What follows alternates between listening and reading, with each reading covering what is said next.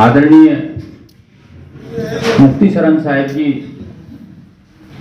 और सभी उपस्थितों में हमारे आज के कार्यक्रम की मुख्य कमान संभाले हुए हमारे बड़े भाई कोरी सुभाष चंद्र लहरी जी और आज के इस कार्यक्रम की मुख्य आयोजिका और इस भारतीय संविधान सम्मान समिति की राष्ट्रीय महामंत्री बौद्धमती विमला देवी जी आज की इस कार्यक्रम में सभा में मुख्य रूप से उपस्थित हैं और इस कार्यक्रम को जो सहयोग करने वाले जो हमारे साथी बंधु हैं, जो राष्ट्रीय हमारे एक महामंत्री है जिनको हमारे देवी जी ने पदाधिकारी बनाया है, शिव कुमार जी रावल जी और सलमा जी और पप्पू साहू जी और हमारे सभी साथी जिन्होंने इस कार्यक्रम के आयोजन में अपना सहयोग दिया है। वाकई में हम लोग जिस ताकत के साथ और जिस मजबूती के साथ, जिस ऊर्जा के साथ यहाँ पर बैठे हैं, ये निश्चित रूप से हमारे महापुरुषों की देन है। आज इस कार्यक्रम को कार्य रूप देने में तन मन धन से लगी विमला देवी जी, आज इस कार्यक्रम के अध्यक्ष संचालक महोदय, मंचासीन सभी सम्मानित भंतेगण, सभी सम्मानित उपासक उपासिकाओं, पत्रकार बंधुओं, साथियों, जो दौर चल रहा है, विषय को युद्ध नहीं बुद्ध चाहिए, तो कोई नहीं चाहता कि झगड़ा हो, कोई नहीं चाहता कि युद्ध हो, लेकिन जब परिस्थितियां क्रिएट हो जाएं, ऐसी स्थिति में आप क्या करेंगे? आज जिन परिस्थितियों से हमारे लोग, जो एक पीढ़ी बाबा साहब के कॉन्स्टिट्यूशन के शक्ति से, उनके द्वारा प्रदत्त व्यवस्थाओं का लाभ लेके आगे बढ़े थे, आज उसी पे कुठाराघात हो रहा है। और उसके लिए अगर हम जिम्मेदार दूसरों को ठहराएं, तो उससे पहले जिम्मेदारी लेनी पड़ेगी हमें। और हमारे जो कुलीन वर्ग में परिवर्तित हो गए हैं लोग, देखिए समाज एससी, ओबीसी, माइनॉरिटी, जैसा कि कहते हैं कि हम लोग नेटिव इंडियन है, मूल निवासी हैं, बात सही है। सबसे पुरानी सभ्यता यहाँ की सिंधु घाटी सभ्यता है। हम लोग वाकई में किसी भी रूप में हो, किसी भी जात धर्म में हो, यहाँ के मूल हैं, नेटिव हैं, लेकिन हम क्यों पिछड़े और आज भी हम क्यों पीछे किए जा रहे हैं? क्योंकि हम न तो जानना चाहते हैं और जान गए तो उस पर चलना नहीं चाहते हैं। कोई भी चीज का जब आप मार्ग परिवर्तित करेंगे तो आपको अपने अंदर हिम्मत पैदा करनी पड़ेगी। जब तक हिम्मत नहीं होगी, दृढ़ इच्छा शक्ति नहीं होगी, तब तक आप जो है खुल के नहीं बोल पाएंगे। तो पहले तो जो संविधान ने हमें अधिकार दिया बोलने का, उस पे जो है चुप्पी साधे रहना, ये सरासर गलत है। इसीलिए मैं, विद्यार्थी जी जानते हैं, उन्होंने सारी बातें कह दी मंच से कि भाषण वीर तो बहुत है अपने समाज में, लेकिन जो वर्ग विभाजन हो गया, एससी में भी ओबीसी में भी, एक उच्च कुलीन वर्ग हो गया और बाकी मिडिल और लोअर क्लास हो गया। मिडिल और लोअर क्लास को जितनी चिंता है कॉन्स्टिट्यूशन की और कॉन्स्टिट्यूशन को जो खतरा है उतनी चिंता कुलीन वर्ग को नहीं है। बहुत सारे ऑफिसर्स जिनके बारे में मैं जानता हूं, मिलता भी हूं, लेकिन उनके अंदर वो दर्द नहीं है। गरीब बच्चे अगर मिलने जाते हैं तो उनकी वो मदद समर्थ होते हुए भी नहीं कर पाते हैं। और ये मेरा दावा है कि कितनी बड़ी शक्ति आप हो जाएं, अगर आप अपना घर छोड़ के दूसरे के घर में जाके बैठेंगे तो जिस चेयर पे बैठेंगे उस चेयर के ऊपर जहां गुलाब की माला पड़नी चाहिए वहां कोई और दबाव आपके ऊपर होगा, गुलाब की माला नहीं होगी। और वो ऐसा दबाव होगा कि आप सब कुछ होते हुए कुछ नहीं कर पाएंगे। अगर कुछ कर सकते हैं तो अपने संगठन के साथ, अपने लोगों के साथ मिलजुल करके। इसीलिए जो ये कहा गया कि बुद्धम शरणम गच्छामि, धम्मम शरणम गच्छामि, संघम शरणम गच्छामि। बुद्धम का मतलब ये नहीं है, तथागत ने ये नहीं कहा कि मेरी शरण में आओ। बुद्धम का मतलब ज्ञान, ज्ञान की शरण में जाओ। एनलाइटेड, सेल्फ एनलाइटेड। जिस दिन आप सेल्फ एनलाइटेड हो जाएंगे, एजुकेट हो जाएंगे, उस दिन आप तर्कशील हो जाएंगे। उस दिन आप लोगों से तर्क करने लगेंगे। कोई आपसे अगर गलत बात करेगा उसका आप री आंसर क्वेश्चन करेंगे। तो और धम्मम शरणम गच्छामि, धर्म और धम्म दोनों में अंतर ज्यादातर लोग जानते हैं, और जो नहीं जानते वो समझ लें धर्म कर्मकांड की ओर ले जाता है और धम्म एक विचारधारा है, तर्कशीलता है, वैज्ञानिकता है, जो कि गौतम बुद्ध ने दी। और ये केवल इंडिया में ही नहीं, इसका प्रचार प्रसार विश्व में इस समय 40% लोग करीब जो है बौद्धिस्ट हैं, और 38 या 40 कंट्री में मैक्सिमम लोग बुद्धिस्ट हैं। मैं जापान गया, वहाँ 99% लोग बुद्धिस्ट हैं। थाईलैंड गया, वहाँ बुद्धिस्ट। मलेशिया गया, वहाँ बुद्धिस्ट। श्रीलंका गया, वहाँ बुद्धिस्ट। आप बाहर जाके देखिए, बाहर नहीं जा सकते, मंदिरों में तो खूब तैयारी के साथ जाते हैं, नगाड़ा बजाते हुए। कितने लोग हैं जो विजयदशमी को नागपुर गए हैं, जो दीक्षा भूमि पे विजयदशमी में हर साल कार्यक्रम होता है और दसियों लाख की भीड़ होती है, लेकिन मेन स्ट्रीम मीडिया नहीं दिखाता। अब तो सोशल मीडिया है, सब कुछ देखने को मिल जाता है। नागपुर जरूर जाइए विजयदशमी में, आप देखिए दसियों लाख लोग जो है, और ज्यादातर महिलाएं, क्या जुनून है, क्या जज्बा है। भली सरकार न बनी हो महाराष्ट्र में, लेकिन आज वो इतने वैज्ञानिक सोच के हैं कि वो उद्योगों में आगे बढ़ गए, व्यापार में आगे बढ़ गए, कृषि के क्षेत्र में आगे बढ़ गए, वैज्ञानिक बन गए, तमाम सारी चीजें। जो चीज उत्तर सबसे ज्यादा जो SC ST OBC की दशा कहिए, उत्तर प्रदेश और बिहार में जो अच्छी होनी चाहिए उसका रिवर्स है। क्योंकि IAS IPS मंत्री, मुख्यमंत्री इन्हीं स्टेट में हुए, SC और OBC में। लेकिन समय रहते अगर हम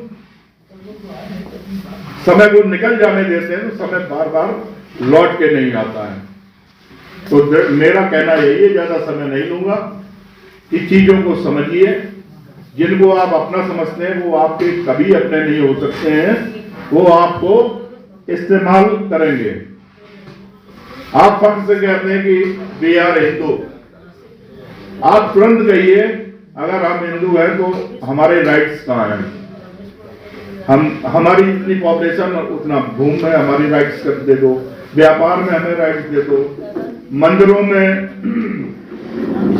आपकी 50% जनता जो है एडजस्ट हो जाती है, उसमें हमें अधिकार दे दो,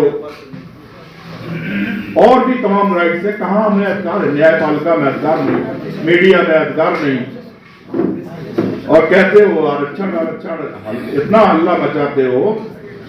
75 साल में 1% 2% लोग अच्छे कपड़े पहनने लगे, थोड़ा बहुत अच्छा मकान बनवा लिए, एक आध गाड़ी खरीद लिए।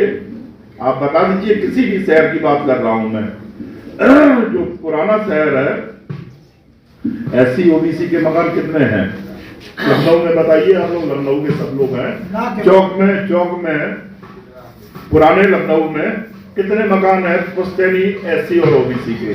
ना के बराबर। तो जो भी विकास हुआ आजादी के बाद हुआ, और आजादी के बाद तब हुआ जब बाबा साहब ने इतना सत्य से संपूर्ण, ज्ञान से परिपूर्ण ऐसा एक संविधान दिया जिसकी सराहना पूरे विश्व में होती है। और फक्र की बात है, हमारे टैलेंट को चैलेंज करते हैं कि अनुसूचित जात के बच्चे टैलेंटेड नहीं होते हैं, इसलिए नॉट फाउंड, क्या लिखते हैं? Not found suitable, found but not suitable. Not found suitable लिख देते हैं। अगर नॉट फाउंड सुटेबल है तो पाकिस्तान का जो संविधान लिखा वो भी अनुसूचित जात ने लिखा, नेपाल का जो संविधान लिखा गया वो भी अनुसूचित जात की लड़की है उसने लिखा संविधान, इंडिया का संविधान लिखा गया तमाम लोगों से जो है, नेहरू जी और गांधी जी, बाल गंगाधर तिलक जा के मिले, किसी ने हाँ नहीं की संविधान हम लिख पाएंगे।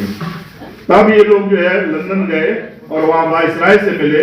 वायसराय ने कहा कि आप लोग ये मूर्ख हैं, आपके यहाँ इतना पढ़ा लिखा, इतना योग्य आदमी जो भारत का क्या विश्व के किसी भी देश का संविधान लिखने में समर्थ है, आप बाबा साहब के पास जाइए, डॉक्टर अंबेडकर के पास जाइए।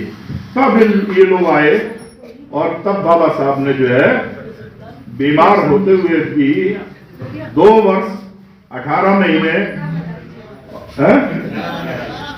2 वर्ष 11 महीने और 18 दिन तक इतना वक्त लगाया लगातार। और कभी कभी तो बाबा साहब को नानक चंद्र रत्तू की किताब पढ़िए जो उनके साथ हमेशा रहते थे। कभी कभी तो ये हो जाता था कि वो रत्तू साहब 12 बजे गए तो बाबा साहब ने कहा कि आप सो जाना, हम भी घर हो लेते हैं, सुबह आ जाएंगे। और सुबह जब वो लौट के आए देखा बाबा साहब पढ़ रहे हैं। तो इतनी जिस शख्स ने मेहनत की हो, 4 बच्चे कुर्बान किए हो इस समाज के लिए, आज हम अगर उस कॉन्स्टिट्यूशन को बचा पाने में अपने को अगर असमर्थ पाते हैं, कितने लोग हैं जो आज तक जो है संविधान में इतने बदलाव हुए, इतने बिल पास हुए कोरोना के आड़ में, और जो भी हुआ, शिक्षा आपकी महंगी कर दी, प्राइवेटाइजेशन करके नौकरियां खत्म कर दी, गरीब घर के बच्चे जो हम लोगों के टाइम में गांव से गल्ला लाते थे, इलाहाबाद यूनिवर्सिटी में हम लोग पढ़ते थे, और 100 रुपए 200 रुपए महीने उस समय हम लोगों को मिलते थे घर से। कोई IAS बना, कोई IPS बना, कोई PCS बना, कोई डॉक्टर बना, कोई इंजीनियर बना। आज की डेट में 400 गुना फीस बढ़ा दी, चाहे JNU की हो, चाहे जामिया मिलिया की हो, चाहे इलाहाबाद यूनिवर्सिटी की हो। क्या तमाशा हो रहा है? हमें अच्छी शिक्षा चाहिए, हमारे बच्चों को एम्प्लॉयमेंट चाहिए, हमें अच्छा स्वास्थ्य चाहिए। आप ये चीजें तो दे नहीं पा रहे हो। बिना किसी की सहमत के आप क्रूज जहाज छोड़ रहे हो गंगा में, जिसका टिकट 25 लाख रुपए है, और कहते हुए इससे विदेशी आमदनी होगी। तो ऐसे तो बहन जी ने भी अम्बेडकर पार्क बना दिया, और जिसकी एक दिन की आमदनी 1 करोड़ रुपए है। जब भी कोई फिल्म की शूटिंग होती है तो सरकार के खाते में 1 करोड़ रुपए एक दिन का है चार्ज, और बाकी सैलानी तो आते ही रहते हैं। तो ये बात सत्य है कि इतिहास वही बनाते हैं जो इतिहास समझते हैं और इतिहास पढ़ते हैं। कितने लोग बैठे हैं अपने घरों का इतिहास नहीं मालूम होगा, ज्यादा से ज्यादा ग्रैंडफादर का नाम मालूम होगा, ग्रैंडफादर के ग्रैंडफादर का नाम किसी को नहीं मालूम है। हाँ, आपको मालूम है, अच्छी बात है, नहीं मालूम है। पढ़ लिख के लोग गांव आ गए, 2% से 5% लोग ऐसे हैं जो अपने गांव में जाते हैं आज भी और उन गरीब भाइयों से मिलते हैं जो साथ के पढ़े हुए लोग हैं। क्या सभी लोगों को नहीं जाना चाहिए अपने गांव में? क्या एक एक दो दो बच्चों को, जो गरीब बच्चे टैलेंटेड हैं, उनको पढ़ने का अवसर देने के लिए कदम आगे बढ़ाना चाहिए कि नहीं बढ़ाना चाहिए? तो इसके लिए मनुवाद को हम दोष देंगे कि अपने आप को दोष देंगे? बाबा साहब ने जब वायसराय लॉर्ड लिथगो थे तो उनसे कहा था कि मैं क्या 500 ग्रेजुएट के बराबर नहीं हूँ? तो वायसराय ने कहा कि अरे साहब क्या बात करते हैं, आप 500 क्या 1000 ग्रेजुएट आपके सामने बेकार है। तो फिर जब आपने जो है अलीगढ़ मुस्लिम यूनिवर्सिटी को इतना एड दे दिया, आपने जो है काशी विश्वविद्यालय को दे दिया एड जो है, लेकिन हम चाहते हैं कि हमारी तरह कोलंबिया यूनिवर्सिटी में मेरी रिकमेंडेशन पे सरकारी खर्चे पे कम से कम 16 विद्यार्थी भेजे जाएं।